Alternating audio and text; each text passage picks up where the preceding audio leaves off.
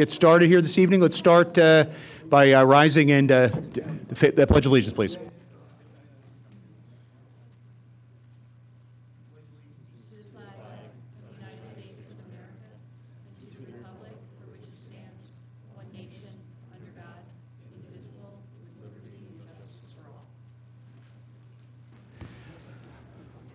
Thank you, everybody. Nice turnout tonight. Before we get to the main event of the evening, we have a couple of procedural matters to go through. First is the vote on leadership for 2019 for this board.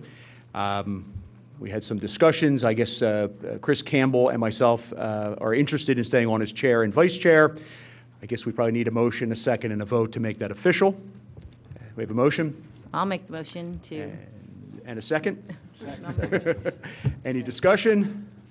Guys did a great job last year. Keep up the good work. Yeah. Thank you. All in favor? Aye. Any opposed? Okay, then that passes.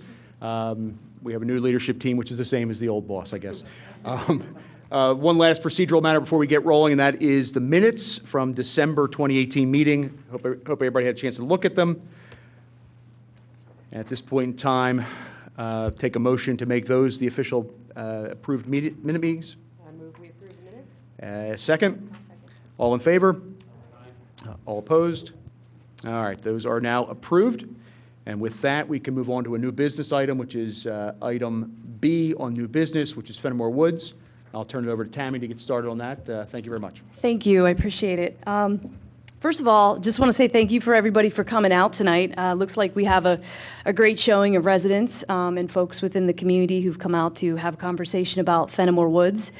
Tonight, we have members of Gilmore and Associates who are here. They have been brought on by the Township to lead us through this process with the professional design and engineering services. So they're going to get up and speak in a couple minutes.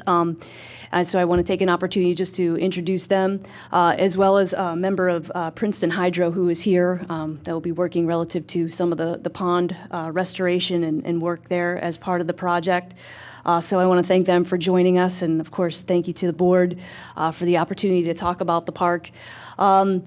The park is definitely an exciting discussion point for me. I know, having served in the department since '99, it's been an exciting park where amazingly people across the entire township use the park. It's not just residents who are in and around Fenimore Woods. With the pavilion being so heavily rented really from March to October, I know we've had some years where we've had upwards of 75 to 80 rentals throughout the years. It's been a very popular spot. So our department serves as a key location to rent the pavilion, of course, and use the space. Then, of course, the playground, the pond spaces. I know last week a lot of folks were playing hockey when we had some ice, which was fantastic. So the park is unique. It has this sort of upper deck, lower deck, yin and yang kind of situation.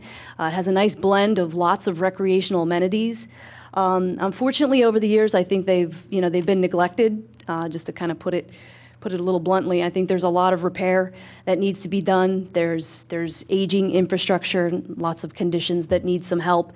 Unfortunately, back in late 16, with of course, at the recommending of our Parks and Recreation Board, and then of course the leadership of our Township Board of Commissioners, we borrowed money, with that park being one of the priorities within that borrowing, to make improvements park-wide. So essentially what we're going to look at tonight is going to be park-wide improvements. They're going to be comprehensive. We're looking at things like replacing the buildings, adding a bathroom.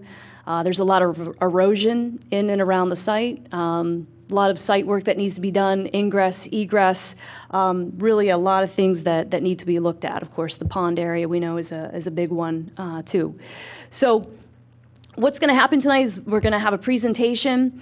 So I really would like an opportunity for Gilmore and Associates to get through the presentation, and then we'll have plenty of time for questions and comments and all kinds of fun stuff to talk about. So I would like to have them with that opportunity to get through it so that we can talk about it. I know one of the other pieces is the trees. So I know the gentleman here to my left is the Township Arborist, John Hosbeck. We don't want to beat up on him too much, but I know there's tree conditions that are in safety conditions and aging conditions within the park that have to be addressed. I just want to make sure it's clear that that's independent of this project. So it's not like we're coming in and we're doing this project and we're going to clear cut all these trees. There's a legitimate issue that currently exists with the trees where tree mitigation has to be done. So I just want to make sure that distinction is kind of laid out up front. So we'll have an opportunity to talk about that as well.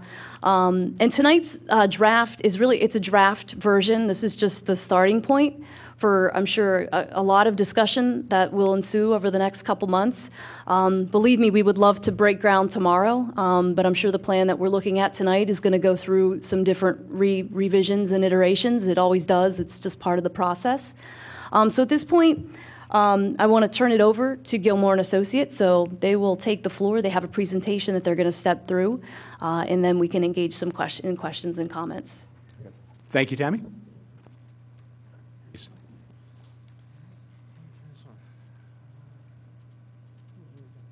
Where is the, there we go. All right. Okay, my name is Kevin Selger. I'm the Director of Landscape Architecture and Planning for Gilmore and Associates. I'm the principal in charge. But TJ is our lead designer, so I'm going to let TJ go through the presentation. Okay. Good evening, everybody. All right, so this is obviously the Fenimore Woods project. These are Kevin and myself, as Tammy just introduced us. So we might as well start with a, is this one? So you're talking into it. We are on television. Can't hear you unless you're speaking close to it. Thank you. So we might as well start with a quick inventory or just a summary of what is Fenimore Woods. So it's an 11.5 acre site within Radnor Township off of Ewell Road and Paul Road.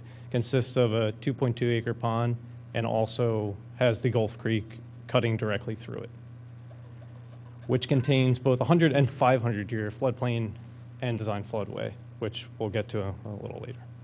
It does have some surrounding neighbors that we need to be cognizant of, and we'll get to that, such as Eastern University, Cabrini University, and residential to the south and west. So to put that all into context, this is just a context map. For those of you who would like to see it from an aerial view, you can see Eastern University to the east or to the right, Cabrini to the north, the residential areas to the south and west, and the red line delineating the property lines of the park itself and on really our limit of work. So this is more or less just a existing conditions plan or a what we would call a topographic survey of the park itself. It illustrates the trees that we'll get to, I'm sure, later, as to what needs to be removed, what does not, and what is there right now currently. So from that, we started to look at the existing programming. So what is actually in the park right now? So it consists of a playground, which was installed in 2002.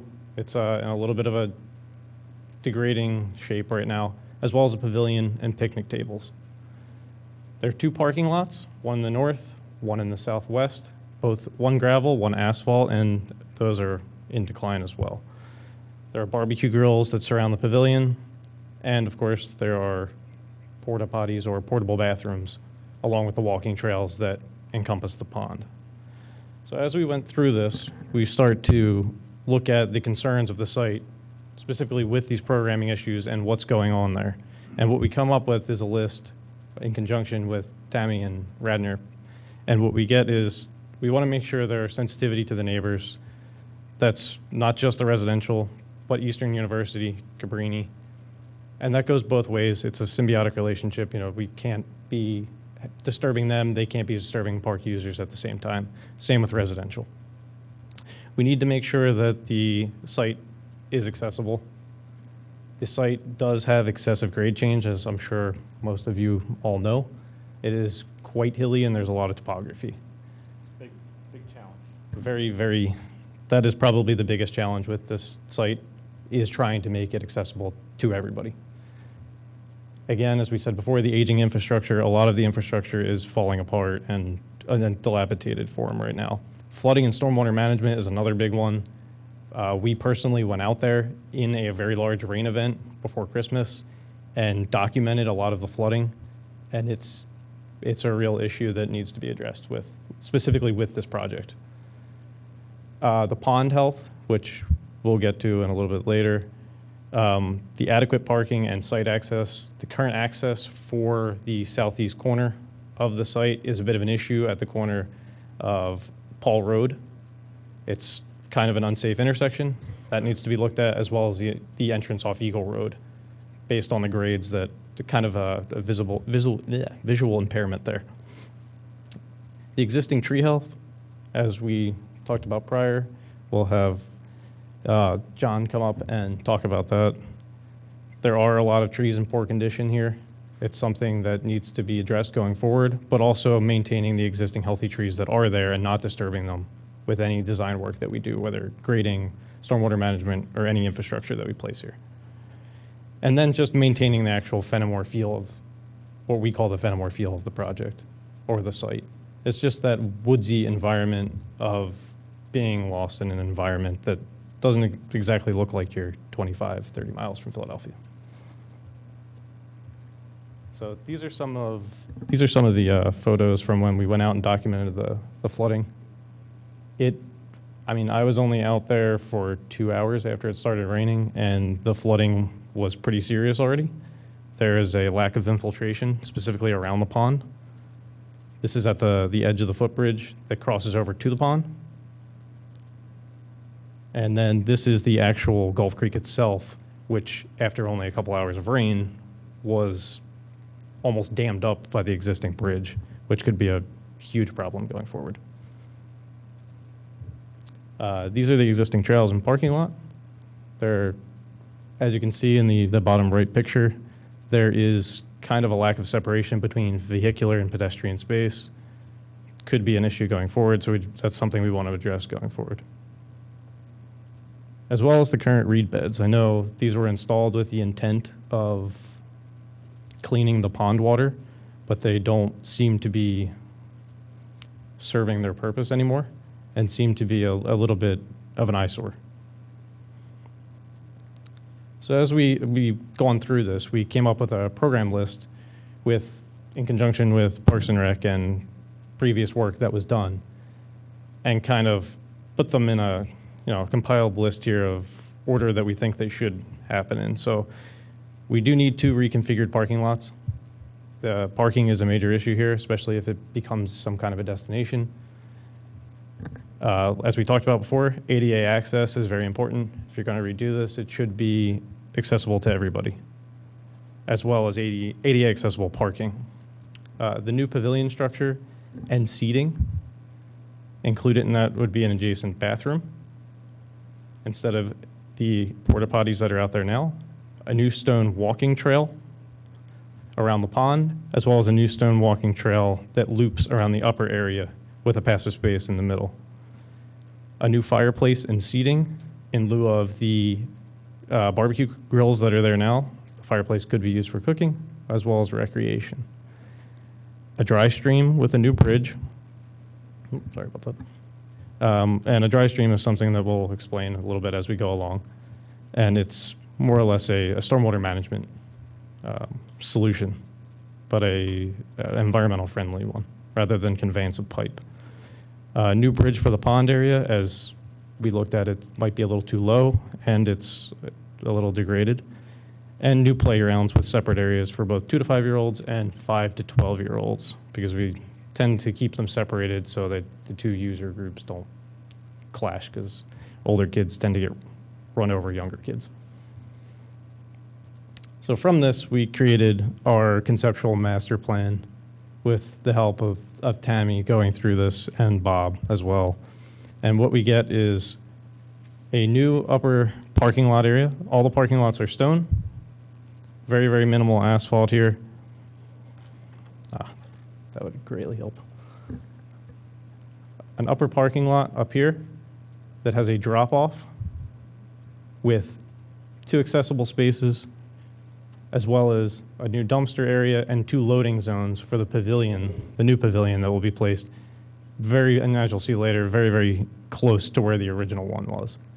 You get a new driveway entrance closer to Eastern University as an out only onto Eagle Road, as well as this loop that kind of loops and creates a more walking or running trail out of stone.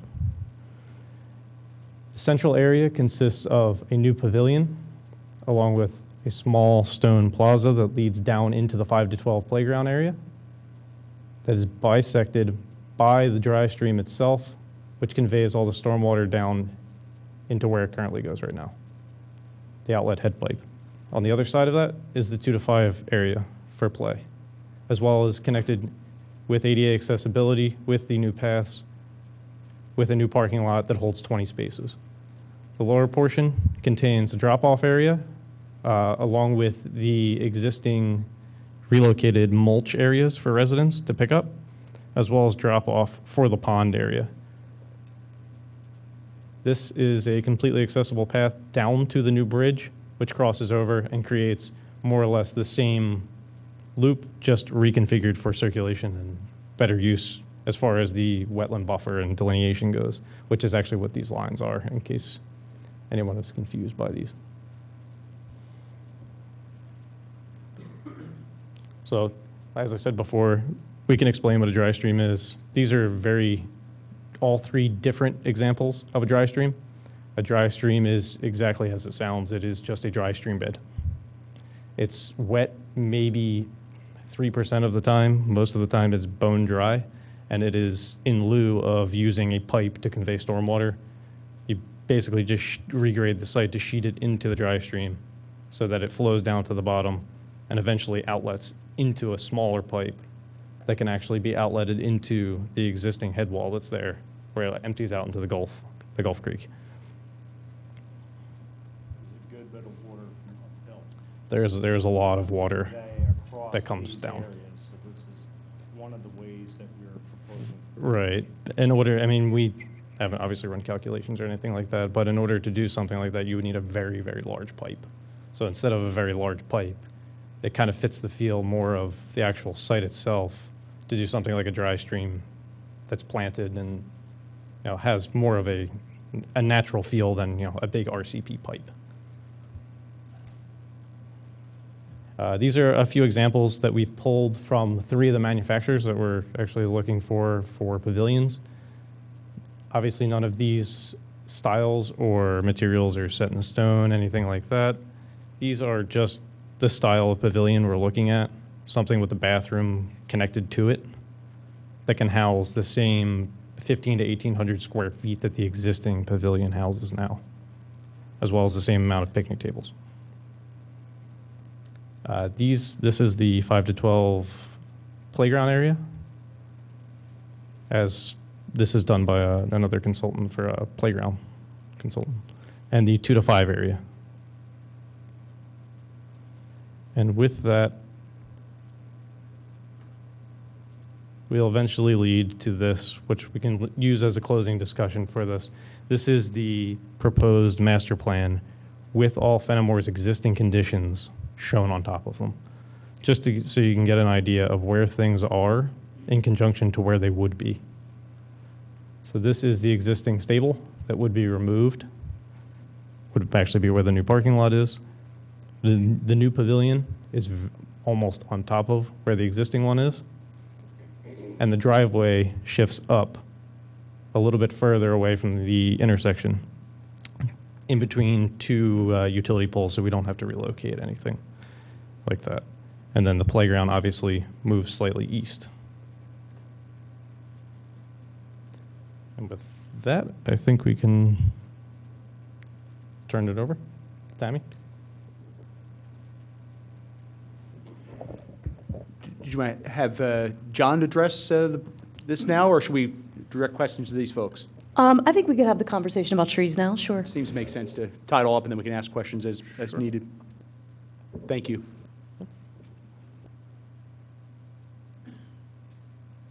Good evening. I'm John Hosbach. I am the Township Forester and Consulting Arborist. As you know, I'm usually the most unliked person in the room due to the fact that I'm called upon to perform risk studies on a lot of parks. Tammy has me running out to parks on a weekly basis.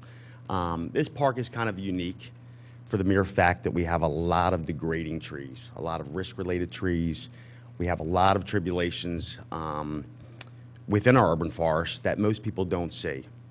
I was talking to Tammy earlier today, and over the last week or so, I did a little sampling of all the parks within the township, and roughly we have about 24,000 trees in our park system in Radnor.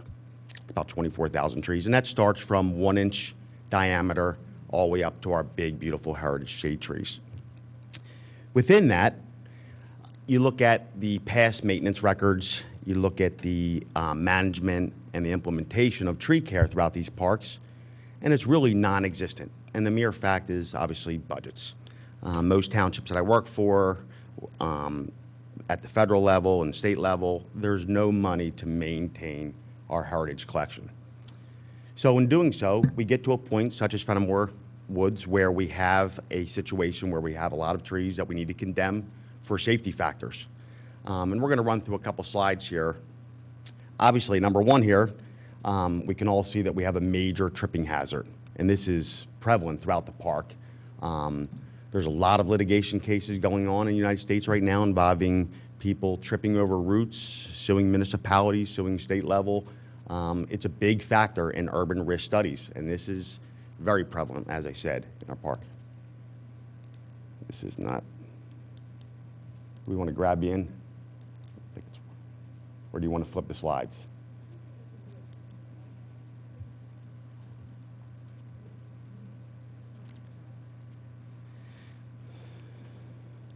There we go. I'm not sure if, let me see here. Oh, there we go. Now it's working. Thanks, Ian. So here we have a lot of root decay, which has developed in this one subject ash tree. Obviously, everybody knows ash are a problematic tree in Pennsylvania with emerald ash borer in all 67 counties. Some of the trees in Fenimore have some minor signs of EAB. However, unless this tree is treated, it will be a goner within a few years. Another root situation, however, this is a little bit more unique, just in the mere fact that all these roots that you're seeing have decay, which will then eventually lead up into the trunk system of this tulip poplar. If you could take a look at these tulip poplars right here, this is a big decay spot. There's decay throughout this entire root structure of this subject tree right here. More roots, major decay. This decay actually spreads. We resistographed this tree. This is a large maple. This decay, either from mowers over the years or whatever occurred, machinery, has transported this decay up into this trunk system. This actual decay is about 8 feet up into the stem of this tree. It's totally decayed.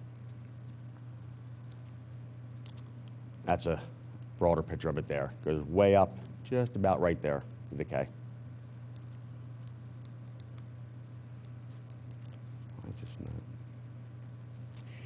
Here we have some white oaks, and a lot of these trees, just from the mere compaction that we have going on within the parks, you're starting to see a lot of decline and dieback in the canopy system, which is now starting to shed its large dead limbs, which is obviously a hazard, and this is right around the pavilion area.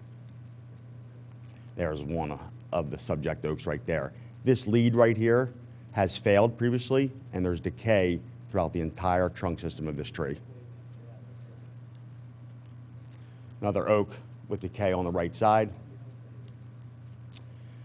This is sapwood rot, which is very prevalent throughout the park, and this is the decay fungi of the tree. So this entire tree is supporting these decay fungi fruiting structures. If we were to cut down this tree, we'll find that the entire wood structure, the xylem and the cellulose, is totally degraded in this tree. Again, this is a large tree. This is about a 75-foot tree. Another tree with sapwood rot. And again, we can see all the dead branches throughout the canopy of all these trees, and this is right around the pavilion area. More decay, tripping hazards.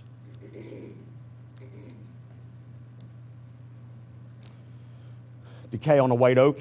White oaks are probably our dominant shade trees in the park. Unfortunately, because of lack of care and past maintenance practices, these trees are now have reached their useful life expectancy within this park, and we rated these as high risk. spruce, a lot of decay. There's a swollen area here. We resisted grafted this tree. It's decayed about 75% of this entire trunk mass. More tripping hazards, erosion. The gentleman from Gilmore were talking about stormwater management. I mean, this is a big issue here. I mean, this is never going to repair itself. We cannot overlay this area with soil because you're just going to compact soil even further, which will then ultimately kill the remaining trees. More tripping hazards. Big problem here. I mean, this is right up against this abuts the playground, major tripping hazard. Girdling root, another major issue within the park system. These actual roots will actually cut off the circulation of the xylem for the water and nutrients up the tree. Major issue within the park system. More tripping hazards. Again, a lot of decay forming. This is a decay spot right here that goes all the way through the tree. And a lot of people don't see those when you're walking through the parks. Why are you condemning that large tree? We try to educate people of the liability and risk that we're up against. Again, a large decayed root. Deadwood in the canopies. Actually, this branch right here is broken as we speak. It's just hanging in there by a thread, ready to fall. And we have a lot of that throughout the park system. More tripping hazards and soil erosion.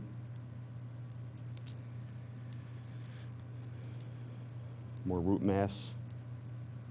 Large decay spots in the root system right here. So as you can see, on this large tall poplar, this is what's called Ganoderma. It's actually a root decay, and it's actually into the trunk system, and this goes up about 22 feet, we estimated. This is totally decayed, the entire root system and the buttress roots of this tree. Very high risk related tree. Here's another one. All decay. The other side of the tree looks great. You come onto this side, it's totally decayed. The tree has lost about 90% of its structural strength to support the amount of wood and the height of this tree. Decay. And this is either through mechanical or just over time, pedestrian damage. But again, it occurs and it's very prevalent on a lot of our trees throughout the park. Here's a tree that was taken down a few years ago. I think this is one that I condemned maybe 4 or 5 years ago. The entire center of this tree was decayed, and that's the reason why we condemned this tree. So, in closing, lack of previous budgets and maintenance towards these trees. The risk ratings, we performed a level 3 track risk relation, which is actually we go in, we do a drone, we do resistor graph, we do all types of measures to find a threshold that we're comfortable with for leaving the tree in the urban forest. Root decay was a big problem, stem decay, soil compaction, severe surface roots, as we saw in the pictures, competition from other trees, and lastly, in order to perform this project, we're going to need to do a lot of grading, a lot of stormwater management, as these gentlemen talked about, and we're going to lose a lot of these trees through that process. So I guess at this point, we'll open up for questions in regards to the trees. Anyone on the board have any questions? Yeah, I have a couple. I was going to ask what's the problem with the trees, but I think you covered that pretty well. Yeah. How do we avoid these problems in the future? How do we keep this from happening again? Great question. So Tammy and I are actually going to facilitate putting together a long-term management plan for all the new trees that are put into this park. And we're going to manage it very, very strictly. We're going to bid out different processes such as pruning and fertilization, proper mulching, all the best management practices that we can to make sure that we have sustainable urban forests. I think the other thing is controlling the runoff, the stormwater, directing it in such a way that, one of the issues is you have some very steep grades on a site, steeper slope, more speed of the water, more energy, the more erosive character it has. So that was one of the ideas with that dry stream bed, is that if we can gather the water on the uphill side and sort of funnel it through so that it's not tearing through those wooded areas and eroding what soil is left, or what new soil that we're going to be placing as part of the project. Also, types of trees. Are there certain trees that lend themselves to sort of fairly superficial root systems and sort of ask for trouble, like we showed, or that create a tripping problem? Are there other tree varieties that are less prone to having such, at the surface or above the surface roots that we would use? So it's kind of a twofold answer. So the first part is we have very compacted soils over there. So a lot of times the roots come up to the surface. And then your species, obviously. We have a lot of maples, a lot of tall poplars, ash, which are very prone to having surface roots. Obviously, we're going to be looking at species. They're going to have a deeper root system. Usually root systems are only within the top 8 inches usually. So we're always going to have that chance of soil, but not as Not as bad. extreme as this, yes. This may be premature. How many trees do we think we have to remove, and how many would we plan to, what's the ratio of replacement, or do we just not know yet? That's something we'll figure out as well. To plant, I think we're... Yeah. To plant, I think we're somewhere around 160. I What, think taking down? taking down, I think Page you're 24.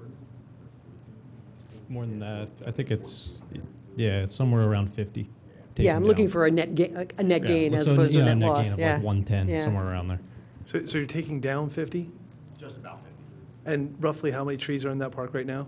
About 470. Wow. Yeah.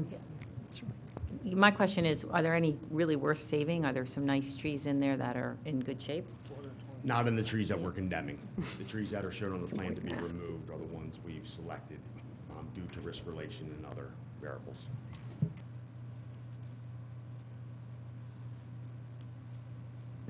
When you remove the trees, we saw the stump that was there before. What are we going to do as we remove these trees? Are we going in and fixing the ones that have been, you've condemned and they took down, but they still have a stump?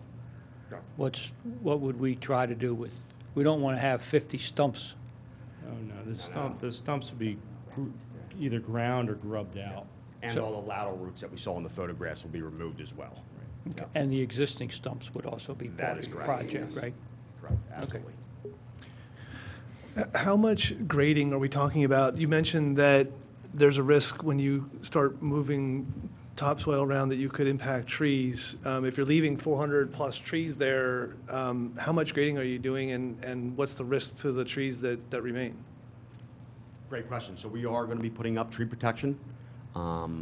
We have looked at the grading plans. We feel that the trees that are going to remain will be okay.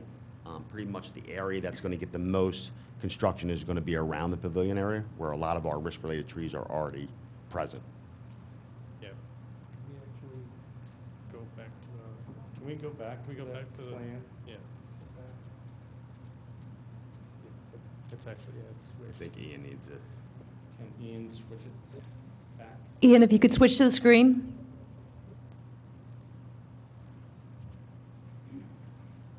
So the majority of the trees that are going to be removed are all these trees that are in black here. All these trees that are green throughout the rest of the park, they're all staying. There's nothing wrong with them. All the recommended trees to be removed are the black ones in this area right around the playground pavilion. So there's really not a whole lot of detriment anyway. Yeah, we're trying to focus the bulk site work around the areas where the trees have to be removed. So we're not going in areas where we want to be sensitive to the trees that can remain. And tree protection will be installed. I have a question. Since we're in the beginning stages of this planning, and you've pinpointed some serious hazardous trees, are we, should we be thinking about closing that part of the park? I mean, does that come up? That's a great question. There's no answer for that. Yes, I mean, there's mitigation that needs to be done today. I just don't think we're ready for that right now. I mean, that's something we can talk about, Tammy, at a later date about. Not a direct answer for that. I mean, you pointed out some serious failings of trees. It's a playground there. Absolutely. That's something we'll look into sooner versus later. And we'll see what we can do sooner versus later, of course. Meaning tomorrow, we'll start to take a look at that and see what are some of the measures that we can do. Right, and in line with that, are there any trees that are in imminent danger of collapse? It's certainly something we need to be assessing, and if they're coming down anyway, perhaps, I know there's certain efficiencies of doing them all at once, but it might be time to look into that for. Absolutely. So I imagine under the fastest track this would ever be on, that existing park is going to exist at least through the next park season, so to speak, where it's warmer and nicer weather and folks are out more often. I know we've confined our questions thus far to trees. We can probably expand. Anyone has any questions for the Gilmore and Associates folks on the larger plan, we can address those now as well. Yeah, I have one. How do we propose to keep the pond clean? Apparently, the reed thing didn't work. What ideas do you have for keeping the pond healthy?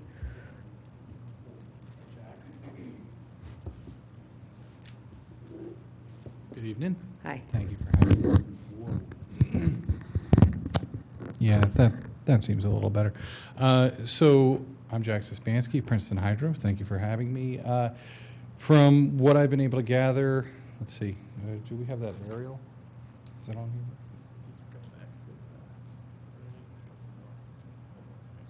Oh, yeah.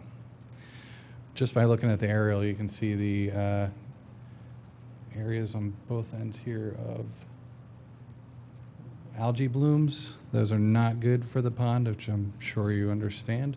What we propose to do is remove sediment from the bottom, increasing the depth of the pond itself, giving more habitat, allowing for more water to maintain its water temperature, which will essentially warmer water, more nutrients is what causes these algae blooms. That tends to essentially cloud up the water, preventing sunlight from getting down into some of the more beneficial plants that inhabit deeper waters. These kinds of algae blooms also tend to decrease the amount of oxygen in the water as they decay. And so that causes even further problem for other organisms that live in the water. So at the moment, like I said, we're proposing to deepen the pond with maintenance dredging, and dredging is not nobody likes that word. So again, sediment removal, and that should increase the health and help kind of maintain that for a longer period of time. Would it help to keep the water moving at all? It seems people install fountains or whatnot to keep the water moving. Does that help the algae situation or any other issue? It can help, but if there's no depth there, then the water tends to, there will be, sorry? Well, the eutrophication is coming from the nutrients that are coming in. So if you have, stratification, that's usually with a deeper lake though. So that might help, but with something shallow, that's not going to really do as much.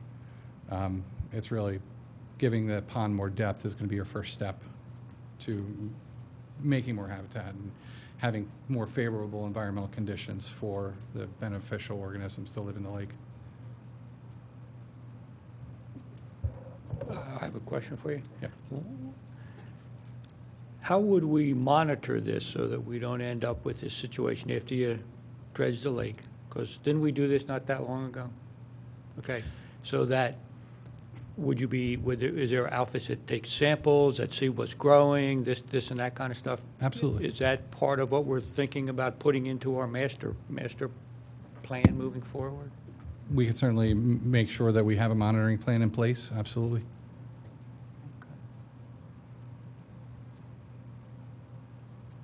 How much depth would we envision creating in the pond? Really, that depends on a bathymetric survey and seeing how much depth we can get.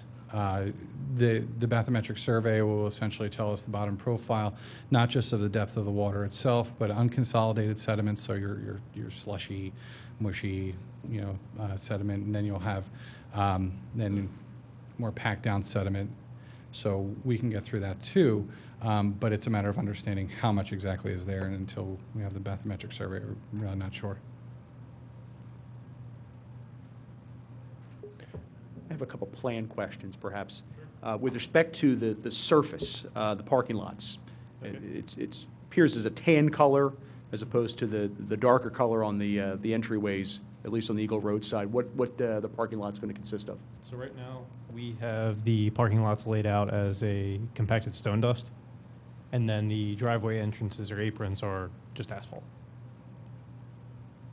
The dry creek bed, when that reaches its low point in the playground area, is that going to, the water going to run across that path? Will it go under it? No, there'll be, for lack of a better term, there'll be an outlet structure at the bottom that basically just drains it to where it was going to go anyway. And in terms of the reconfiguration of the slope, is that going to change velocity or other properties of the water running off that might cause some downstream problems or downhill problems? It shouldn't, based on the existing pipe that's already there and leading to the head wall. So it's coming out pretty good right now. It actually might be slower. Is the dry creek bed positioned between the two playground areas? Yes. If I'm reading that diagram correctly? Okay. On the diagram, there looks like there's some pink indications with are those existing to be removed trees, or what's that So- signify? So these darker trees are your proposed canopy trees. Okay. The pink would be any kind of understory tree, Okay. or right, Okay. stuff like dogwoods or cercis, stuff like that. And then these light ones are the existing trees that will remain. I know we had, before we start tonight, there was at least one member of the board raised the question, at least, about whether or not there needs to be any kind of fencing or protective barriers around the pond. I don't know if that's accounted for, if that's necessary. That's part of why I also asked about the depth issue, just to look into that aspect. I mean, it's something we can certainly look into, but I guess that depends really on the depth. Is there any type of a standard in the industry on that? Well, there is a bench, Yeah, I mean, it's depending on the depth, there is a Higher benching it gets. scenario. The problem here is that this is not a very wide right. area, so when you start benching in an area, you may not get the depth that you need. I guess, can I follow up on Please, that? Chuck, go ahead. If you go back to the picture where you have, what did you call it, the reed bed? That one? Yeah, that one there. And correct me if I'm wrong, but there's no fencing along this piece right here by the road, correct? Not currently. I think they used to be Yeah, full perimeter yeah. fencing. No, I know. Yeah, but there is a new bridge. But my concern is for kids that are kind of, walking around, whatever, and they can just walk into the park right there. I know it's not a very good-looking area at this point, but my concern is, because if you have a swimming pool, you have to protect it, the kids from being able to just walk in and jump in. But here we have a lake that is totally unprotected. So I guess my question would be, should we do something about that? So there's existing split rail fence that encompasses most of the park, except that area.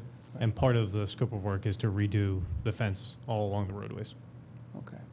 And then you'll come back to us to see whether that's adequate for, that little piece right there worries me, personally. I have a question, gentlemen. If we can go back to the dry bed for just a second, that splits the two playgrounds between the two age groups. Yes. How deep will do you anticipate that to be? A foot, 2, 3, or are there any kind of physical barriers to protect the children from falling in, tripping, that kind of stuff? So both playgrounds are completely fenced Okay. with gates. Oh, that's- The max depth Yeah. of it is probably somewhere around 30 inches, 2 Okay. feet. And that's if there's a lot of stormwater. I mean, a lot of it depends on, pre-development, post-development watershed calculations. So we don't know 100% Okay. yet. I wasn't aware of fencing, but they're both fenced in, and how high is the fencing at this point? Probably 36 inches. Okay, thank you.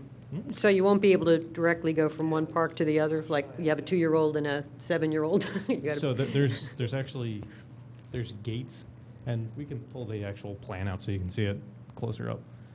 There are gates here and here, and then there are kind of stepping stones I was wondering if those were across it, stepping stones. Okay, so that if you really a wanted parent to. wants to go across it, they can, but otherwise it's fenced in. Okay. I have a question about those reed beds. Can you flip back to that other screen? I apologize. I've driven by these things many times. I have no idea what they are, what they were supposed to do, and whether they did their job. Earlier, you mentioned that, somebody mentioned that they didn't do their job. Would you mind telling us what their job was supposed to be? And if they didn't do it, do we have a plan for doing whatever it is they're supposed to do if we get rid of them? I mean, yeah, I don't. What the intent, the original intent, I don't know when they were. I'd be glad to fill you in on that, guys. Okay, yeah. We, the reed beds were installed when I was on Parks Board. The concept was the reed beds would remove nutrients that were coming into the ponds. And for the first couple of years, they worked great. One of the things we saw was the bottom profile of the ponds actually collapsed, went lower, because without the new nutrient load in there, the other stuff was able to rot down. It also turned the water over, if you will, which helped with temperature and helped with the concentration. What happened, big storm, can't remember whether it was Floyd or before Floyd, and they got wiped out. And the repairs that were done were never adequate. That's probably in the 90s sometime. And we didn't maintain them, and the bottom line is you don't maintain them, they're gone. You have to replant about a half of each bed every year. But it's a good process, been used a lot of places, used in stormwater management, all over the place. So that's what happened. So what are we proposing now to do what it was doing back when it was doing it?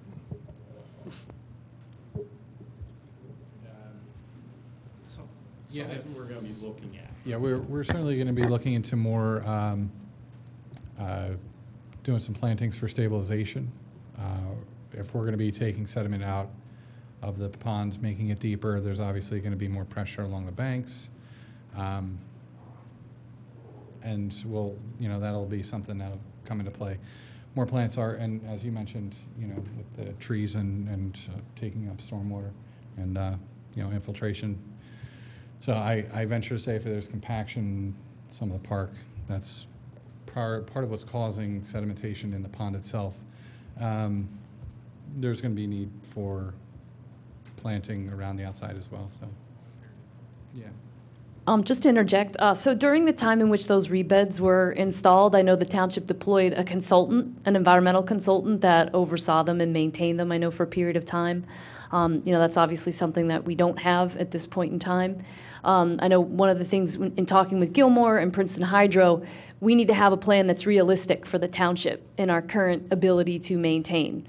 So that's something that we've tried to make clear as part of this. So I think we're trying to reach sort of a ability to, how can we, with the expertise of our folks or the time of our folks, be able to have a situation in place that is manageable, because that's a key piece of it. I think, in working and learning from them, there's going to be some level of oversight and maintenance that's going to have to be done. What are we capable of? We don't want to take on a situation that's unrealistic for the township. So that's a key piece that we're going to be looking at as we go through this. I have a question for John. Can we go back to the trees and the graphic where we're going to remove the black trees?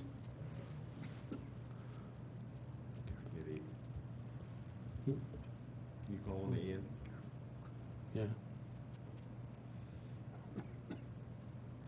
Oh, there we are. Great. You're talking about this area right Yeah, around right up here? there. Is there inherently something deficient in the soil itself there that you've determined that it's causing that area to be? Just severe soil compaction, that's the main issue. there. Okay. Yep. And Okay. obviously, that's a heavily used part of the park. Yeah, it's very obviously. concentrated in that particular area? Absolutely. Okay. Correct. Yep. All right, thank you. I have a question about the pond and a thought.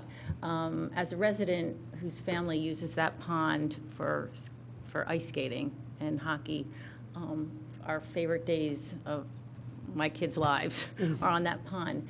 If you make it deeper, the reason that that pond freezes is because it's shallow. And for safety issues, something that Chuck brought up, I'm just curious if we've kind of thought this through. If you make it deeper, it's going to freeze. It won't freeze like it freezes now, and you may have some issues with the way it is now. Kids go on it, and if they go through, they can stand up. It's not deep. I'm just putting it out there because we use it, and I know kids go through it, but it's shallow.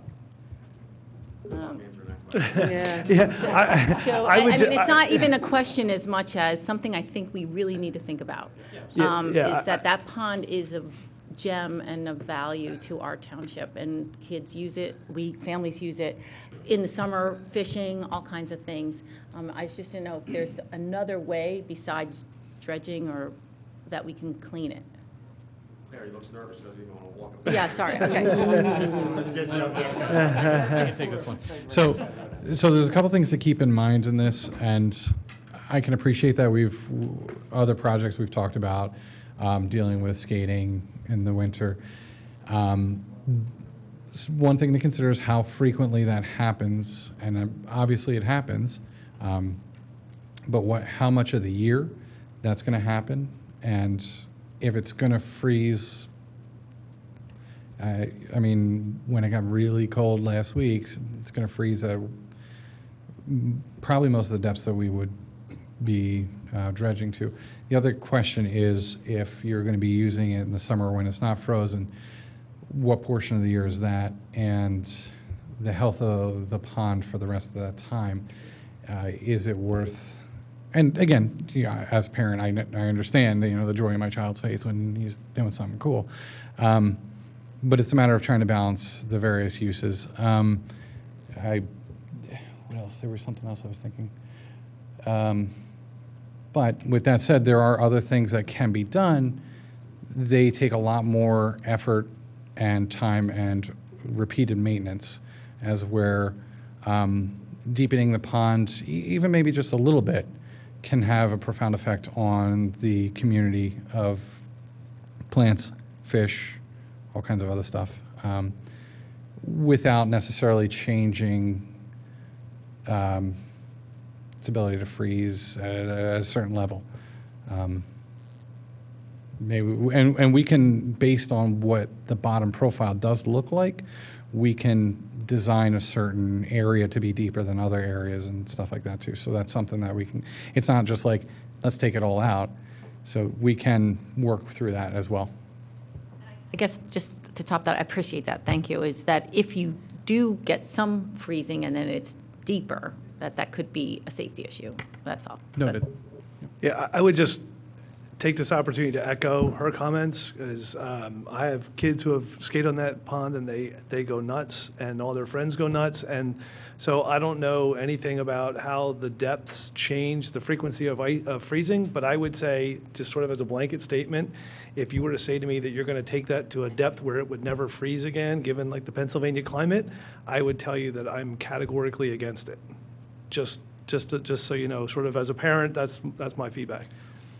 I'm not saying that that's what you're going to do by changing the depth. I'm just saying, if you were to tell me that and I had to go home and explain that to my child, it wouldn't Right. go over well. It's never going to freeze again. I highly doubt that we'll ever get it to a point where it will never freeze Okay. again. Yeah, I didn't think so, yeah. Couple more for me. In terms of the parking capacity, the before and after on that, can you give us an idea of what we're looking at? Sure, so I think we were around 20, somewhere around there before. We're at 44 now. Doubling it then. That's great. In terms of, I see we have a couple ADA access points here. I know it's probably hard to quantify or describe, but how much earth moving do we have to do to get a slope from each of those two parking lots to the main pavilion that is compliant? So we've done quite a few grading studies with this already, and it's not as much as you might think it is. It's just a matter of trying to chase it somewhere else, which the dry stream helps immensely with, because we can shed it that way and into it. How about the fireplace? I just meant to ask about that. Where is it? It is right here. Okay, I mean, very cool. How does it work with residents? So do you bring your own wood, or? So, I mean, that's, I guess, more of a long-term planning, I guess, issue with, as far as permitting or, yeah, whether or not it's something with the existing trees you're cutting down and leaving them in the park. Do you know of another park where there is a public fireplace, that it works? There are quite a few that have public fire pits. Okay, yep, pits. I'd be happy to share examples of stuff like that with any of you if you need that.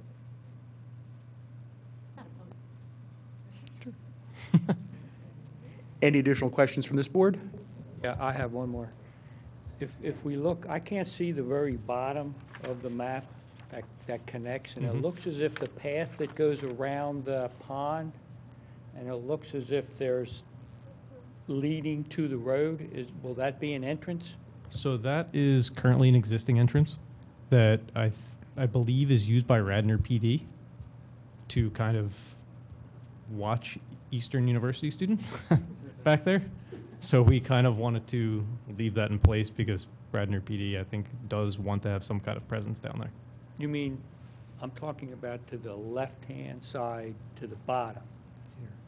Right there, right there. Yep, Yeah, that's exactly what that is. And there's a place that they watch the Eastern kids in there? There- There's a there's a desire des- to be able to pull a police cruiser in. Okay, yeah, that's my question. Yep. There will be access there. Correct. Okay, that's pretty much the area now that doesn't have a fence. Right, so that could easily have a double swing gate. Right. For police. right. It just doesn't show it on a map, that's all. Yeah, it's I cut couldn't off a little see. bit. Okay. One quick question. There seems to be a lot of green on here that, if memory serves, is not currently out there. I'm speaking about the grass. Every time I drive by there, I think that the reason for there not being any grass is because there's so many trees. Is that part of this? Is like we get rid of most of the trees, we can plant some grass and then expect it to stay? Or do we anticipate that we're going to continue to, in terms of ground cover, this is much more pleasing than what's currently out there. Just wondering how the tree situation would affect that. I mean, it can affect it in a number of ways. I mean, we can certainly specify seed mixes and things like that are more prone to surviving on a forest bed floor, such as sedges and things like that. So, I mean, there's ways to absolutely give this that effect.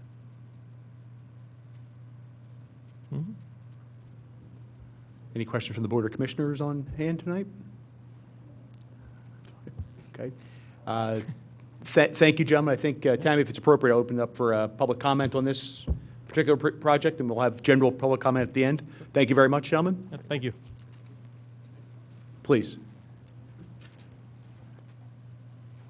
Hi, Sarah Armstrong, Second Ward. I live kind of around the corner from the park, and I'm confident you will work out all the details, so I don't have anything specific on the plan itself. But just to say thank you, this has been a dilapidated eyesore. I started contacting the township about 10 years ago about this, so I'm thrilled that there is forward momentum. The sooner that the stable is taken down, the better, as far as my entire neighborhood is concerned. It's quite the eyesore. So I thank you. I just wanted to thank you, and I'm confident you'll work out all the details. I think the plan looks great. And the one thing I wanted to mention, I heard a lot tonight about tripping hazards and concerns in the park. If we don't post that, use the park at your own risk, I think every park in our township should be used at your own risk. And that I would suggest we at least consider closing the upper portion of this park until these tree hazards are addressed. They seem pretty significant, and we certainly don't want anyone to get hurt. And there's a big difference between a tree or a large branch falling on you and a small tripping hazard. but you may want to consider tomorrow closing the upper portion of the park after seeing those pictures. So thank you. I really appreciate what you're doing. Thank you very much as well. Anyone else? Please.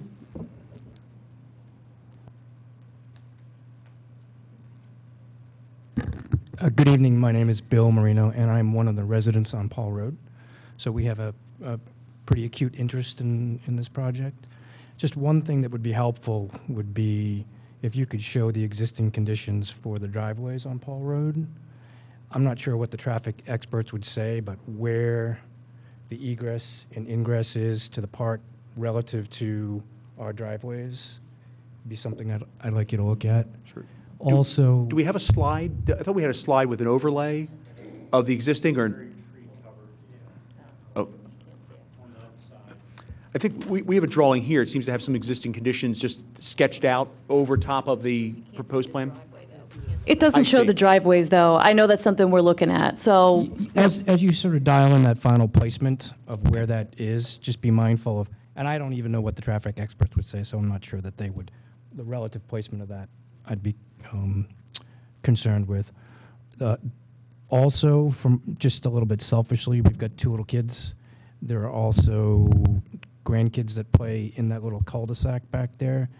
If there could be, on the fencing along Paul Road, right across from the driveway, a gap, a little opening, so kids can come in and out without having to walk on Paul Road, that would be helpful, maybe with a gate.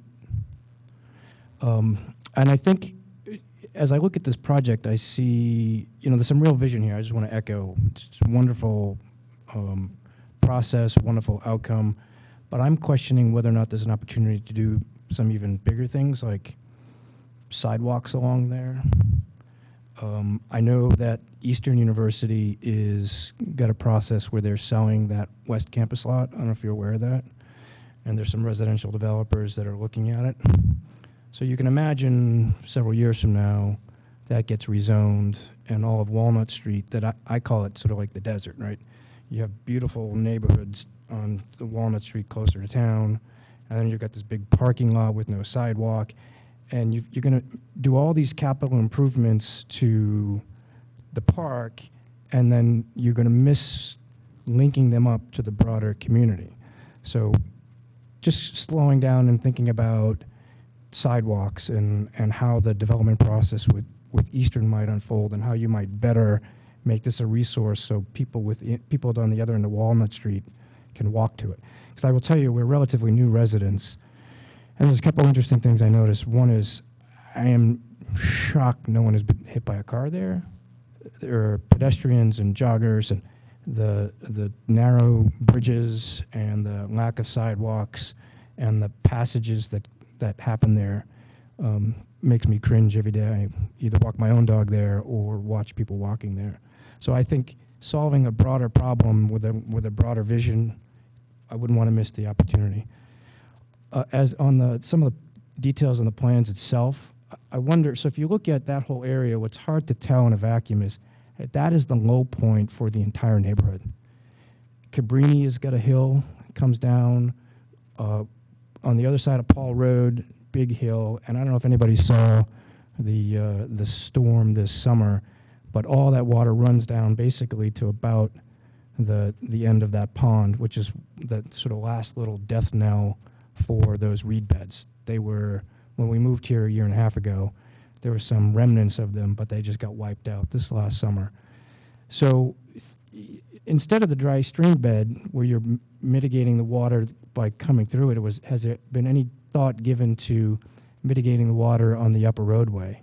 Same comment with respect to the development of the eastern lot. Is there an opportunity to do any kind of rainwater mitigation there during that project that would prevent the amount of flow that's currently going down there right now?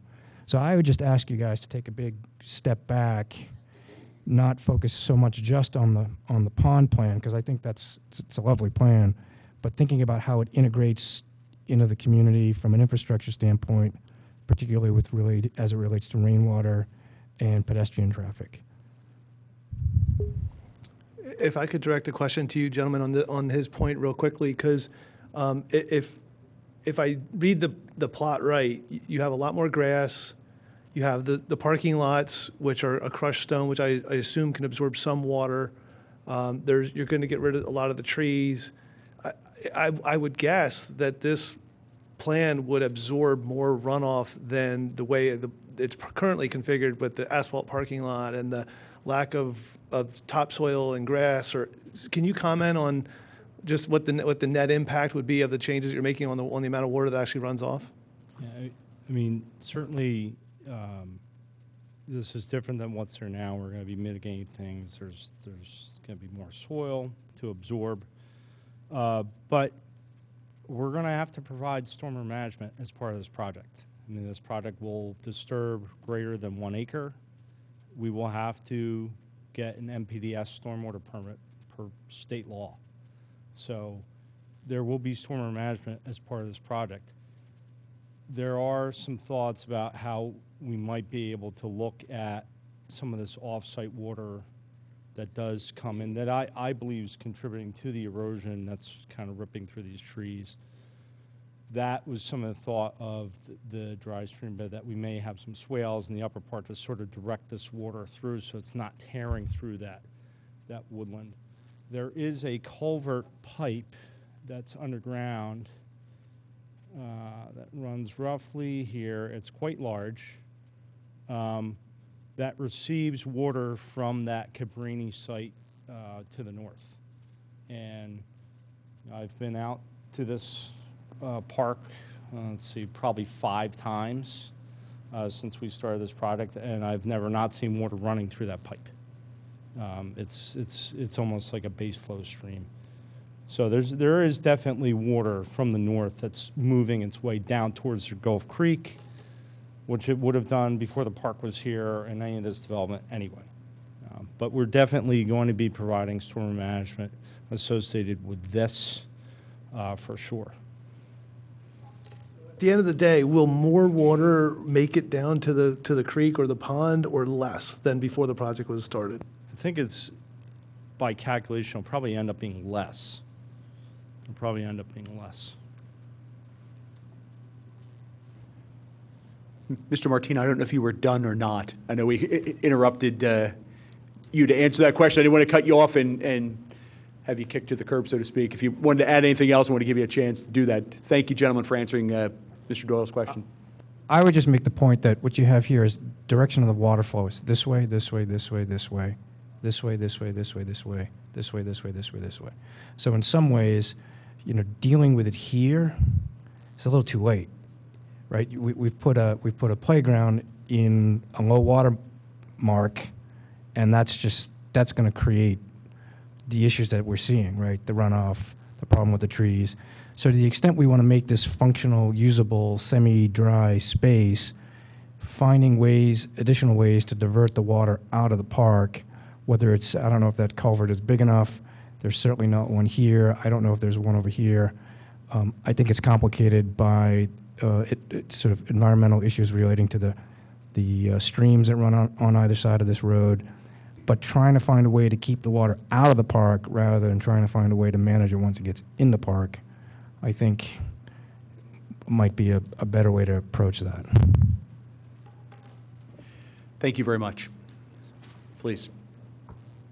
Hello, my name's Gretchen Grobel. I'm the Executive Director of the Radnor Conservancy, and I'm also a Ward 2 resident. I've lived here almost 10 years, and I drive by this park probably 4 or 5 times a day. So last week we had a huge storm, and there's a natural swale, I guess it's called a swale, that runs from Eagle Road directly through where the parking lot is there and your proposed lower playground. It's literally a river. A river runs through that and then into the pond. So and with the proposal of taking 50 major shade trees out of that area, the flooding is going, I mean, let's not kid ourselves. The flooding is going to be terrible. And, you know, you're taking a tree this big out and you're planting a tree this big. Trees are our best resource for dealing with stormwater management. And all of the, I get the at-risk trees, but all of our parks are filled with trees like that. And we don't have, you know, we manage risky trees when, you know, they're brought to our attention. And this park is getting a lot of attention right now because of this project. But all of our parks have failing trees because they're not maintained. So I'm really concerned about when those 50 trees come down, the dry creek bed is not going to solve all of the water problems. I mean, there's gonna have to be major stormwater management beyond a dry creek bed. So that's just my take, and those roots are exposed because it's been years and years of erosion, and it's the water that's doing that. I just jotted a couple of notes during the presentation. I love this park, but taking the 50 trees out, it's going to totally change the feel of, I mean, it's great that the trees provide all of this incredible shade. It's going to be blazing sun on those kids in the park, on the playground. So I'm not sure if do kids like to be in the blazing sun on the parking lot, on the playground? I don't know. I mean, was that ever, I'm just curious if that was ever, like, when you take 50 trees out, there's no shade where the kids are playing. And that's one of the great things about that park is that, you know, it's kind of like a natural setting. There's no ball fields there. You can kind of, you know, find some respite in the shade, which is really nice. So, and I don't know, I think you need to think about shade. And I was just curious about, I mean, the dredging of the pond. The dredging of the pond is a major, major expense. I mean, I know this is an expensive project, and I'm just curious about the planting plans around the rest. I know you've said you're going to plant trees, but are you guys going to do, like, are you considering rain gardens or any kind of substantial plantings around the pond? Because I know whenever I have walked around the pond, people walk their dogs. They let their dogs go to the bathroom, and they don't pick it up.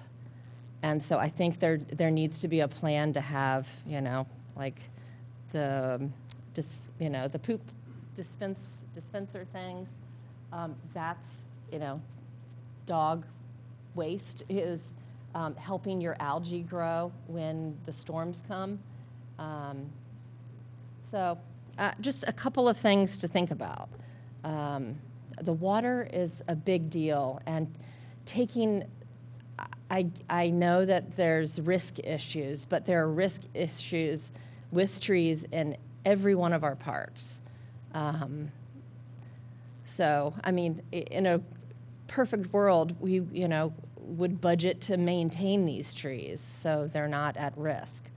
So, and we partner with the township, and we are here to work with you guys and help you with, you know, plantings and recycling bins and all that good stuff. So I don't want to be a Debbie Downer, but I'm just concerned about a couple of things. And thank you for raising those issues. And I Yep. would just remind everyone, Yep. that this is a won't say it's a conceptual plan, but certainly Yeah. it's not at the dot I cross T stage. Okay. And that's one of the reasons we started the process Okay. here tonight, is to get this kind of Yeah. input, and a lot of helpful input we've heard tonight, which certainly, and I'm going to actually ask the Gilmore folks to perhaps address a couple of the issues that you just raised. Okay.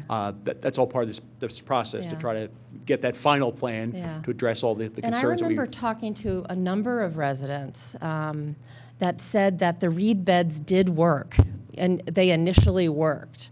And, you know, when you think about it, trees and plants filter out, you know, pollutants. So thank you. Thank you very much.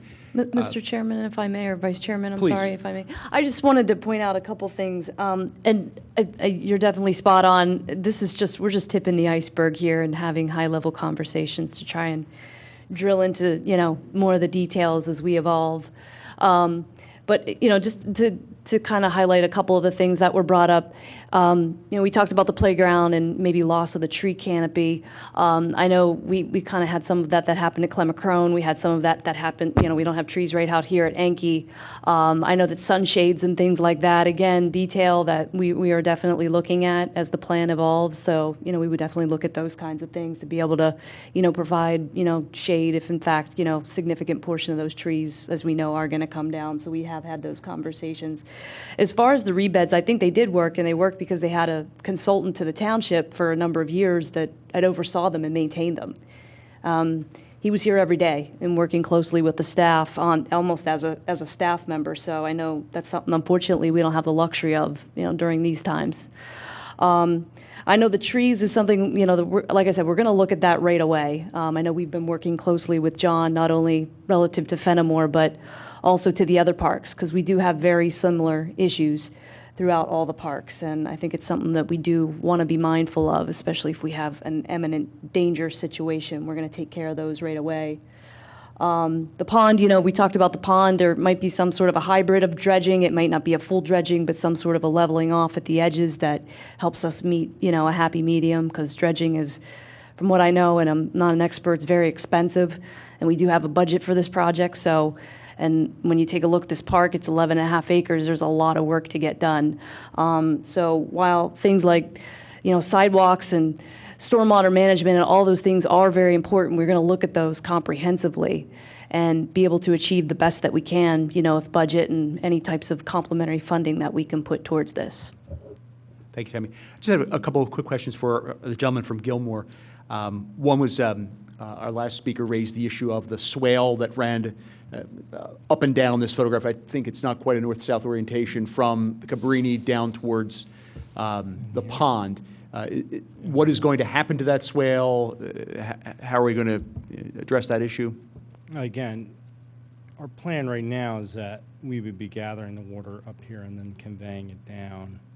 Again, we're also going to have stormwater features that are going to be along this area. Again, the slope is generally like this. Down, down, down, okay.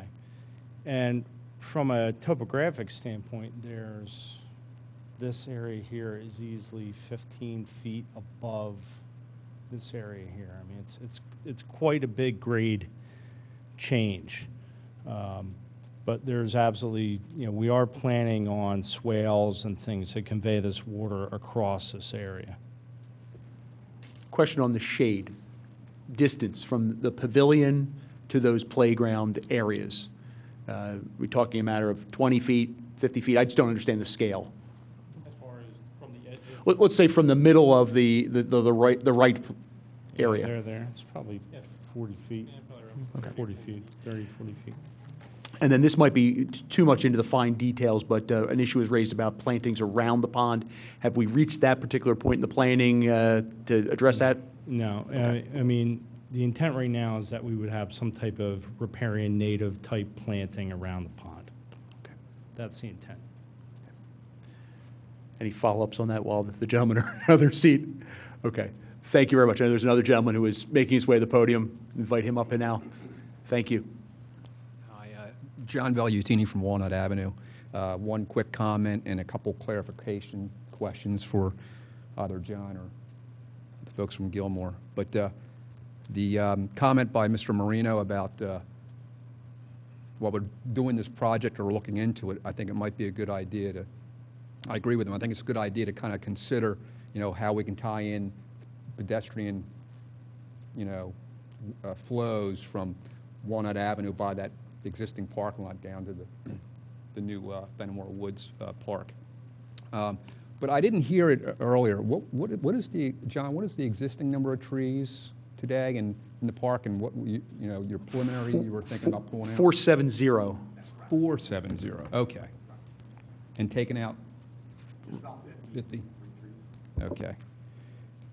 And what was my other question? Oh, I see that the dry creek bed, it terminates. I see it's gray and then it stops.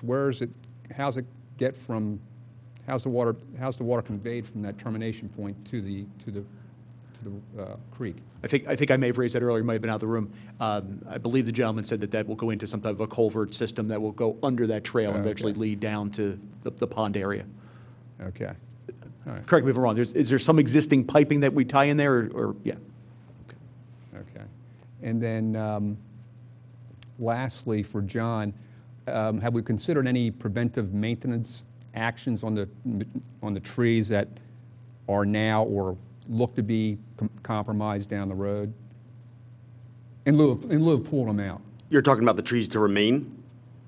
No, the ones that you were thinking about pulling out.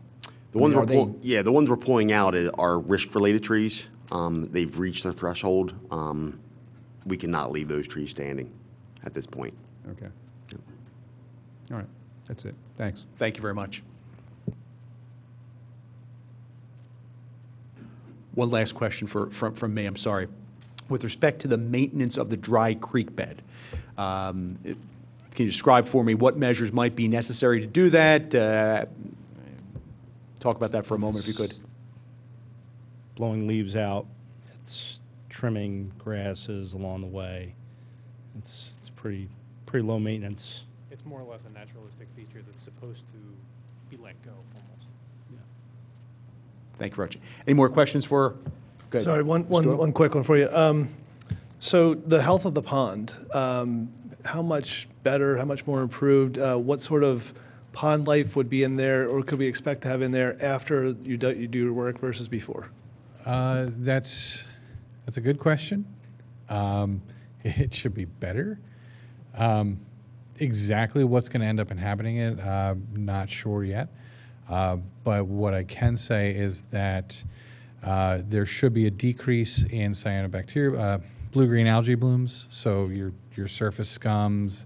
There's blue-green algae that will, there are mats across the bottom as well. And so these will decrease, allowing for more habitat for things like aquatic plants. And then that provides more habitat for small fish, which then feed larger fish. And just generally a healthier ecosystem altogether. Specifically exactly what's there, I don't know, or what's going to be there. I'm not sure yet. No, I wasn't asking about specific species, just a general health and whether that's more conducive to, turtles or, what have you. Because it seems to me to be a fairly dead pond right now. I mean, I don't go over there a lot, but that's just my observation. Yeah, and again, based on the aerial that was there, what are the odds that one aerial is going to tell the tale of what the pond does if it happens? These blooms can happen over the course of, a couple days and be gone in a day. With that being said, this picture just shows, that you can see the green on both ends. It's actually really thick on the, I guess it's the east. And that's, to me, that's pretty telling. So that in and of itself says, there's definitely issues that need to be taken care of. Good. Just to follow up to the plantings that you were talking about that are going to be around the pond and things like that. Now, there are some plantings that can be put in specifically to protect the pond from runoff. Like, for instance, if we're cutting grass around the pond, we may want to have some kind of a barrier. And you guys are looking into making sure that the plants that we're putting in are going to protect and augment the health of the pond, correct? And can we look at doing that not only for the pond, but the creek that runs alongside? Are we looking at anything along the creek, or? Don't want to touch the creek. Okay. Well, we're happy to touch the creek if you'd like to go to the Army no, Corps of that's just a Engineers and question. That's a PADP. question. So the pond's easier to do than a creek? Less regulations and things like that? Okay. Don't know. Any more questions from the board? Okay. Thank you all very much, and thanks for sticking around and addressing some of the issues and questions raised by residents. Thank you. Okay, I guess we'll move back to the ordinary order here, and if Tammy's ready for her report on the, oh, wait a moment. I'm sorry. Tammy, I'm going to move back to the agenda and give you your opportunity for your monthly report from the Rec and Park Department. Sure. So we have the Daddy-Daughter Dance on Friday, which is so exciting. I think we're in our 7th year this year, and we sold out in 20 minutes. And we have a really significant wait list, so we're excited about Friday's event. We have 210 individuals. I think there's like 87 couples or something like that that'll be there. So there's a lot of combinations of fathers and grandfathers and daughters, and it's going to be an exciting night once again at the hotel. So we're excited about that. We're actually already planning for next year and just looking ahead and trying to consider larger venues. So that's something we're having some discussions about. But we've been keeping busy, of course, with a lot of planning. The rec brochure, you all have a copy of it. So that's the winter recreation brochure. It has a nice taste of some of the things to come in the spring, particularly with some of the events that are lining up. We're also working on Radnor Day Camp planning and working really closely with the school district on that. The summer brochure should be out by March 4th or March 1st, so we should have that at your March board meeting. So we're working diligently to get all the summer programs lined up and out, and registration beginning on those. Radnor Activity Center has been the hottest topic, of course, because we, finally reached feel like we reached a big mountain of programming, climbed a big mountain of programming. We saw pickleball explode with hundreds of participants, and of course we're knee-deep in Radnor Youth Basketball and lots of programs going on. And then, we obviously had to close our doors because we have a failure that we deem has happened with regards to the floor replacement that took place and started in October, which was as a result of the storm back in August. So we have corrective work that we're still looking at there and working closely with Radnor School District as well as the insurance company. On Monday, we met at the site.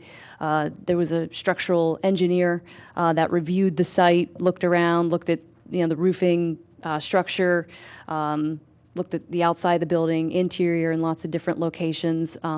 He came per the insurance company's request. The township feels very strongly that we would like to see the floor be replaced again, as well as the under system, the support subfloor system. Initially, that was part of the original project, and it was something that had been removed. So what we had seen after the floor was completed is there started to become a breakdown of the floor and some little beads popping up in between the floor slats. They refer to them as polyballs in the industry. We started to see cupping again, which is what happened when we figured out we had to replace the floor in the first place. So the flooring company came in and they installed a ventilation system that's bringing air from one side of the gym out underneath the floor and out through the other side, that's supposedly drying the subfloor system. Part of what the industry, I guess, describes in terms of these polyballs that have formed within the floor slats is that there's moisture underneath the flooring system. So it's had to be dried. So the facility obviously has been closed to dry the underneath. So we don't believe that's working. So we feel the floor should be pulled back up and replaced, and unfortunately has not been able to open throughout that process. One of the interesting pieces of it is that as the ventilation system circulates under the floor, it has a very pungent odor that's emanating throughout the gym. I know being there yesterday, I couldn't even stay in there. I had to go outside. I had actually meeting with Chris Campbell, our our president, so our chair. So it was very hard to be in the facility because of the air quality. At least that's my opinion. So I guess what we're being told is there's some tar that is in between the sleeper system of the floor and the concrete that is causing this. I don't know. It smells like polyurethane to me. So I think we continue to work through this process now with the structural engineer. Again, I said we met with them on Monday. I hope we get an update this week. I know we're hoping to figure out kind of what the next step is going to be, because every day the facility's closed, the community doesn't have an opportunity to use it. And as you all know, we're in the peak usage season. So that's an update on the rack, just to kind of fill you guys in there. So, so not to really end, recreation in our kind of, so to speak, report about programming on a downer, but that definitely has provided a lot of issues with the department right now, and trying as best as we can to relocate activities. We're also planning for summer, so we're thinking ahead to the summer and securing other facilities in lieu of things that might be happening or would be otherwise happening at the rack. Other than that, like I said, we're full speed ahead. We've got a busy plate coming up over the next several months, but continuing to work through that process and work closely with the school district through it. Okay, thank you very much, Tammy. So we have Commissioner Farhi and Commissioner Nagel here. Any report from the Board of Commissioners? It's been so long, I forget.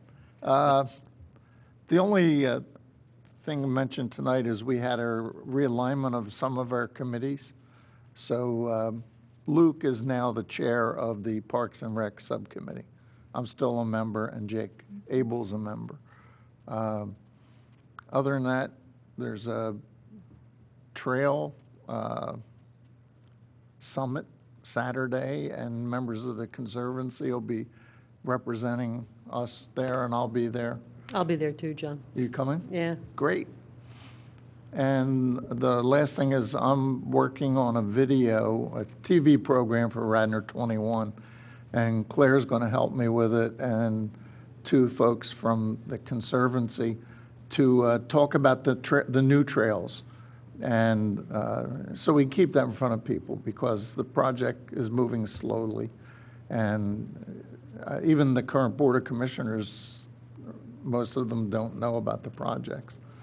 So we want to do something like that. You can put it on YouTube, and then people can look at it at their leisure. What else happened? As always, there's things to get interested in. And this year, we've added about 10 additional meetings. Each of those meetings will be a single subject, and we're focusing, a lot of it has to do with budgeting, infrastructure, those types of things, parks improvements. We know that when we put out the bond issue, we didn't begin to address all the issues with our parks. So I'm working on that. You heard John talking about trees. Trees in this town we could spend $1 million a year every year on trees. So we have to figure out what we're going to do with that too. That's all. Okay. Commissioner Farhi, anything? Nothing to report. Thank you. Just to follow up on Commissioner Nagel's comment about the specifically dedicated meetings, on October 28th, 2019 is the meeting dedicated to township facilities, which is to include buildings, parks, trails, et cetera. I did have one question. I saw that the Tennell Park is on the agenda for the board on Monday. Is there a particular aspect of that project that brings it to the agenda? Yeah, and I don't want to steal anybody's thunder because I know it's on the report here. So I would rather just hear what you have to say, and then I can kind of report back to the board and find out. It's basically, I look at what's going on is that we're kind of stalling. And if we stall, these things have a habit of going by the wayside and putting on the back burner. And this project has been put on the back burner for many, many years, and I would like to see it happen not only sooner than later. My goal was, I know we couldn't do it for the beginning of spring ball, but maybe we could have had something in line or in conjunction with our 4th of July parade. And then now we're looking, with the regrading and everything else, that it may not even get done in the fall. So if it doesn't get it done in the fall, now we're looking at, instead of it being a 2019 project, that, well, why start it in the fall? Let's start it in the spring. And it's just a vicious cycle that seems never ending. Thank you. It's my plan to attend on Monday night, and I share your comments about the speed, and having been a user of the park for a long, long time. It's a long time coming. I certainly don't want to see the momentum which has developed over the last year or so through the hard work of a lot of folks that are in this room, all the folks in this room actually, don't want to see that go by the wayside. So I appreciate you bringing that to the forefront. Any other reports? We don't have Shade Tree here. I think that's it for reports. Tammy, segueing into the old business, Emlyn Tunnell happens to be the first topic, so sounds great. Have at it.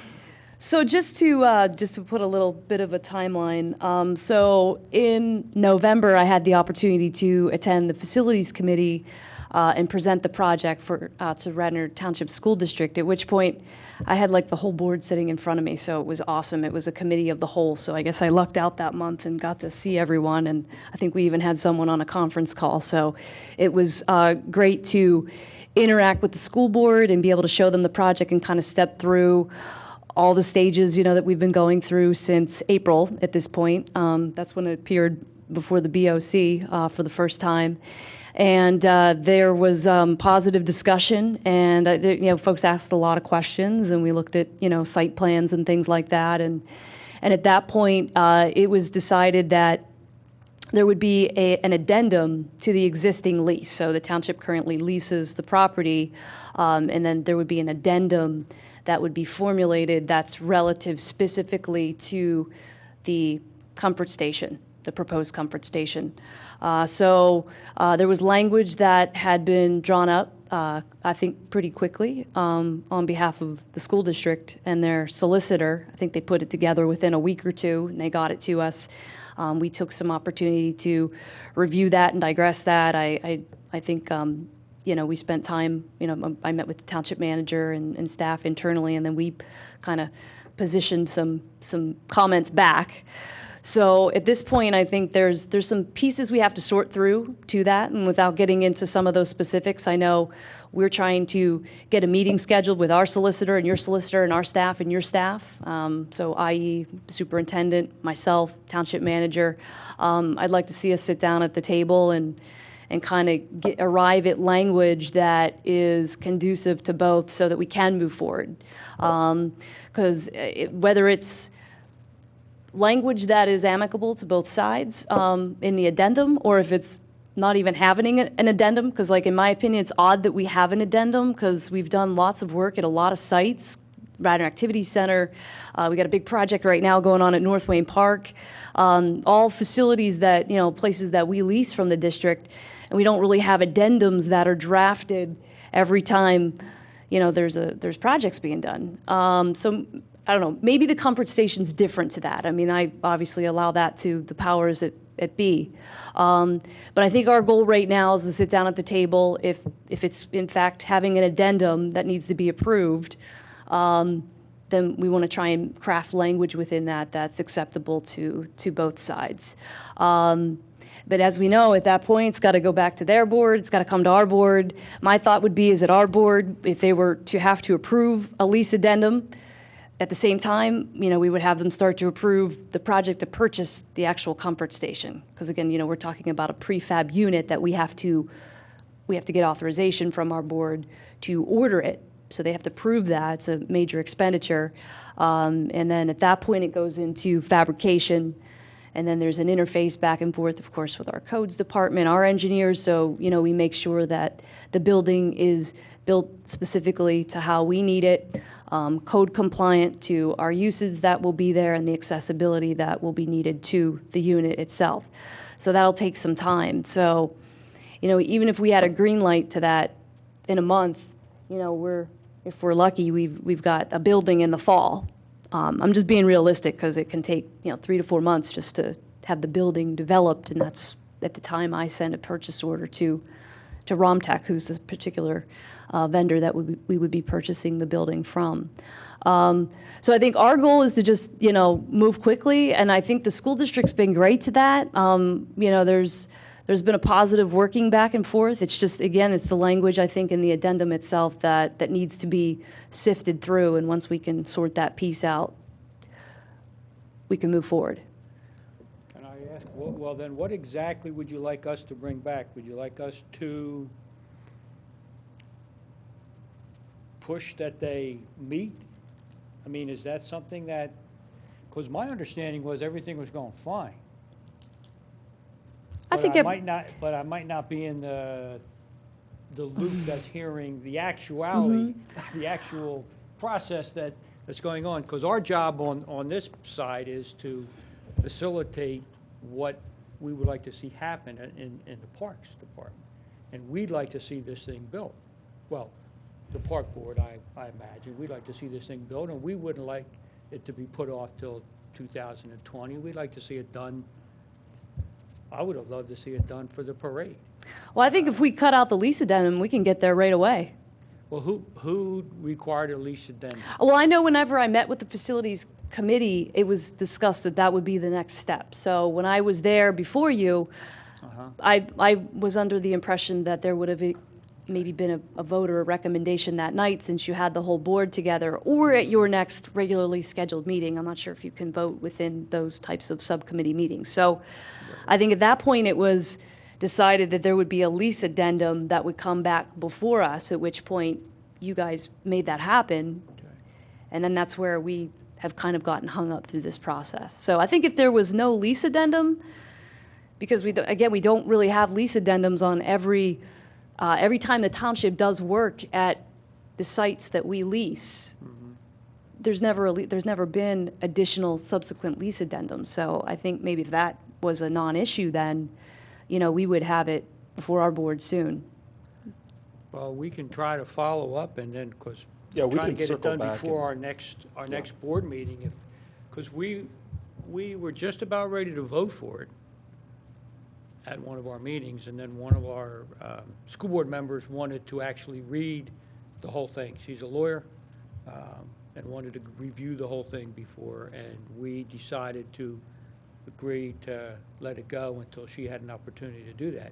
I haven't heard anything more negative about it, but we can try to make this happen before the next board meeting so that we can try to have it on our agenda this month. And then if it doesn't need the addendum, then I think Bob, and what I kind of left it at the last time was Bob and Ken should be the people that are just working this thing out and get it done. That's my view on how things should work. This is what we want. You guys go take care of it and get it done. And if there are steps that we actually need to follow that haven't been done, if you tell us, we'll bring it back, and we'll do that. Yeah. Well, the lease itself doesn't call out any specific regimen that has to be done when any type of, change, we'll say, Right. site work is done. As long as the township's meeting all the requirements of the lease, it sounds like, it always has been, at least as long as I've been here, it's been, a conversation with Leo Burnaby. I know he's not here any longer, and, you kind of, I guess he runs it by the applicable board members that he needs to, and, we kind of move forward. So ideally, that would be it. I would just say that if a lease addendum, it could be a non-issue as part of this, but if some formal, vote has to happen just to sort of verbally approve it, that's terrific. We'll get that done, and then we'll come back before our board as soon as we can after I get a final spec sheet done from Romtech, which will take me a few weeks to generate, and then we'll get it before the Board of Commissioners. Because even in the past, we've approved things with the little caveat that our legal staff will review it. So, it's approved in concept, and then you can move on and put things out for bid and things like that. So we'll talk to our superintendent and try to get that ball. That would be great. Thank you. Great. Can I make just two follow-up points? First of all, Please. your presentation, Tammy, to the facilities was excellent, so thank you very much for that. My other big concern, and I will probably bring this up at the Board of Commissioners meeting, is that if this was budgeted when, in 2015? This is part of bond dollars. Okay. That we have, I mean, they're gonna So- daylight at some point, but Okay, the money's yeah. secure. That money is secure if it's, say, 100, I'm just going to throw a number out, let's just say $100,000. But I have spoken to Tammy, and she said that the prefab unit has gone up in value. And then when we look at electric and running water and grading, that's going to go up in value too. So the more we push this off, the higher the cost. And then again, the vicious circle or self-fulfilling prophecy is that it becomes almost out of reach with what we had it budgeted for several years ago to where it's going to be. So if I could stress that we really try to get this done, and when I say sooner than later, I mean, I'm talking, it's February, let's get it done by the end of March, have it ordered and ready to go with grading, or again, this is going to get pushed off, and my fear is that this just does not get done. And I think it would just be an absolute shame. I know, Andrew, you were there, and Chuck, you were there. I mean, it was a whole big hoopla with the neighbors, and it turned around, and everyone seemed to be relatively happy with it. Tammy, you were there. I know Little League, you guys were there as well, too, Chris and Bill. So, you know, not to beat the dead horse here, but this really, you know, it's becoming an issue of this really has to get done sooner or later, or it's just, you know, money that is going to have to be reallocated would be my guess. So. Thanks. Anything else on Tennell? Okay. Our last issue, Tammy, is the capital budget. I think projects. Commissioner Nagel covered it. He was talking about the calendar, budget calendar and the discussion. So you all have a copy of that too. So you have the schedule so you know what's being discussed. That sounds good. And I have one Please. more announcement, if you don't mind, I'm sorry. Please, no, go ahead. So I had been working with the Reverend at the Bethel AME Church of Ardmore. Next Thursday, February 14th, on Valentine's Day, from 1 o'clock to 1:30 p.m., they're going to have a wreath-laying ceremony at Bishop Richard Allen Park. As you know, is located over on the eastern side of town, at 227 Brook Street, and it's going to be to honor the Bishop Richard Allen. So if you're around and you're looking for something to do from 1 to 1:30, I know I'm going to try to make it. They're going to have this wreath-laying ceremony, basically to honor what is the 235-year anniversary of his historic walk to Radnor. Is that the 14th, Tammy? February 14th. Okay. Thank you. So we're gonna get that out on the website for folks who may want to join as well. Okay. Anyone else with any other topics for the evening? Okay. Do we have a motion to adjourn? So moved. Second? Second. All in favor? Aye. All right. Meeting's adjourned. Thank you very much, everybody. Thank you.